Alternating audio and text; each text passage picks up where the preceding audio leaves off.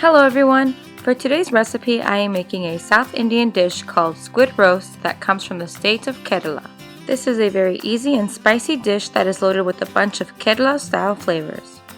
The ingredients needed are 1 pound of cleaned cut squid rings, 2 sliced medium onions, 1 medium chopped tomato, 2 chopped green chilies, 2-inch piece of crushed ginger, 5 crushed garlic cloves, 2 curry leaf stems, 1 teaspoon of mustard seeds, 1 teaspoon of turmeric powder, 1 tablespoon of coriander powder, 3/4 of a tablespoon of chili powder, half a tablespoon of garam masala, half a teaspoon of fennel powder, a pinch of black pepper, salt to taste, 1.5 cups of water, and coconut oil. So let's get started. Take any pan you may like and add the squid rings, along with half a teaspoon of turmeric powder, salt, 1 cup of water, and combine all the ingredients together.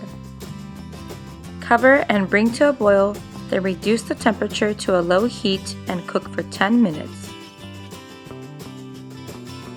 After 10 minutes of cooking, you may turn off the heat and set aside. Then, take a wok pan and add 1 heaping tablespoon of coconut oil, and once hot, add the mustard seeds.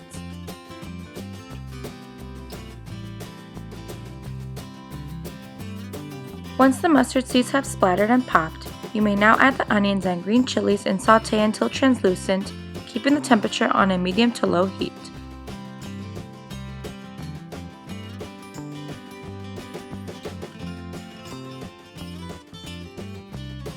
After the onions have turned translucent, add the crushed garlic and ginger and saute until the raw smell goes away. Once the onions turn light golden brown in color, add the curry leaves and saute until they become fragrant.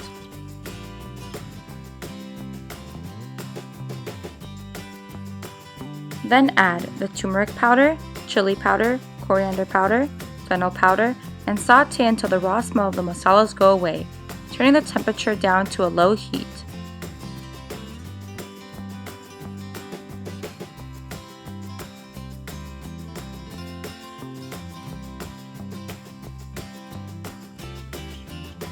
Once the raw smell has gone away, add the tomato and saute until it cooks down.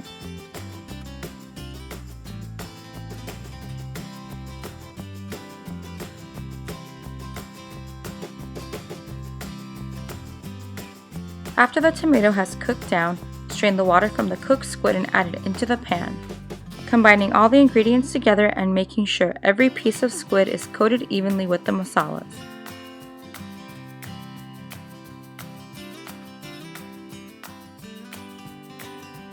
Then add half a cup of hot water and mix it around.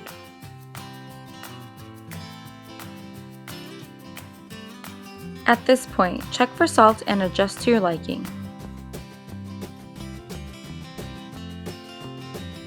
Then add the garam masala and saute it around for 2 minutes.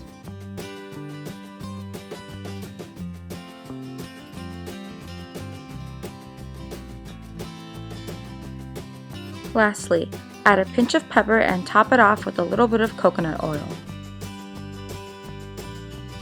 Your dish is now ready to serve. You may enjoy this with your favorite Indian rice or bread.